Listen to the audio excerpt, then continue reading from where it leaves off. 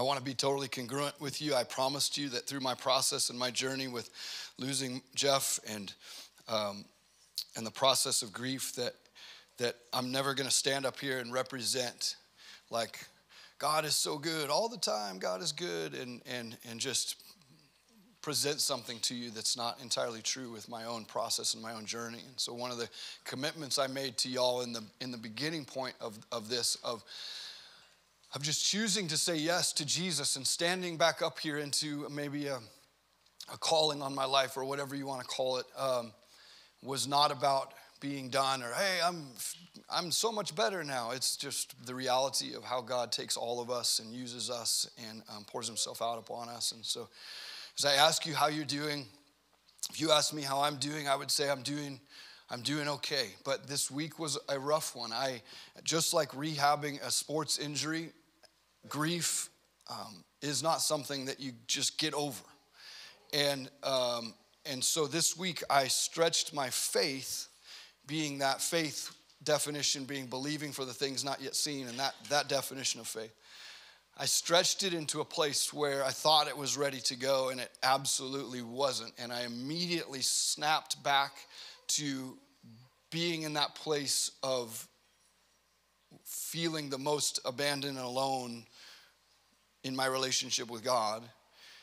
And I was there again, and I was angry again, and I was hurt again, and I was despondent again. And I sat in that, not rushing or scrambling or freaking out to try to get out of it. I just sat in it, and I went, oh, there's a lot of things that the wind is in my sails for, a lot of things, and I believe for. And then there are things when we go through life, it's okay that you recognize that there are places that you have faith and energy for. And then you also have to recognize that when you stretch into a place where maybe you've been constantly disappointed or constantly let down or whatever, and somebody says, oh, well, let's just have faith for that. And it feels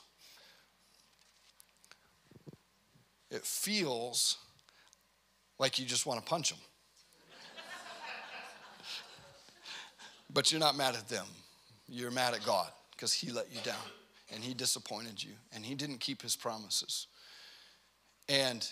Or so it appears. And those are okay things to be processing with the Lord. And so I just want to be real with you. We had a meeting with the city this week about the building and about expanding into the building. And recently I've been feeling very invigorated and excited again to see the fullness of this 30-something thousand square foot building being used. And right now we occupy about, this side of it's about 12,000 square feet and a few more back there for the youth.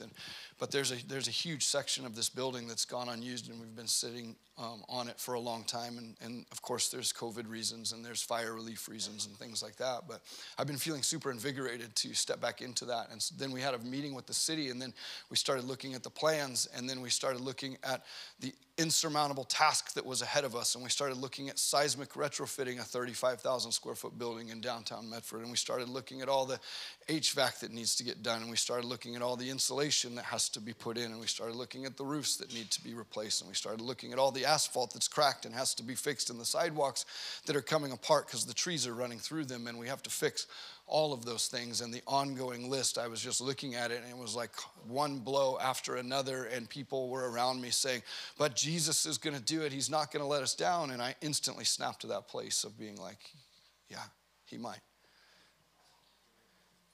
And I don't feel like I have faith for this. I don't feel like I have faith for this building or this meeting right now. And you know what, you guys? That is absolutely okay. It's okay.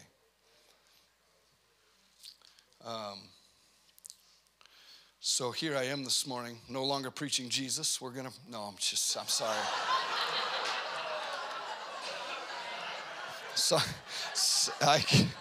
No, come on. Sometimes when it gets too heavy in the room, it's just like a knee-jerk reaction. I'm sorry. I apologize.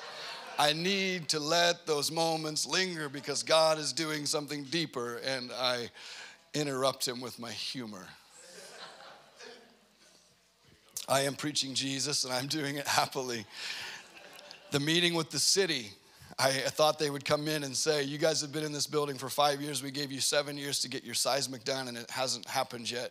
You need to get all of that done first, and you need to do this, and you need to do this, and you need to do this before you can even ask to get a temporary use permit to migrate us into that larger room that's next door. And I expected there to be a large bill and lots of things, and they came in, and they met with us, and they were like, you know what? We just want to figure out a way to tell you guys yes on everything that you're asking for. And we want to not put anything heavy on you that's going to keep you from being able to do the things that you need to do. And they said, as long as there's a plan in place and you guys keep moving forward on it in the years ahead and you just haven't stalled out, we are totally fine with where you guys are and with what you guys are doing. So send us in a revised plan. Yeah. And then I get mad at Jesus for being good. Does anybody understand what I'm talking about? It's like, well, yeah, come on. Why are you so good now?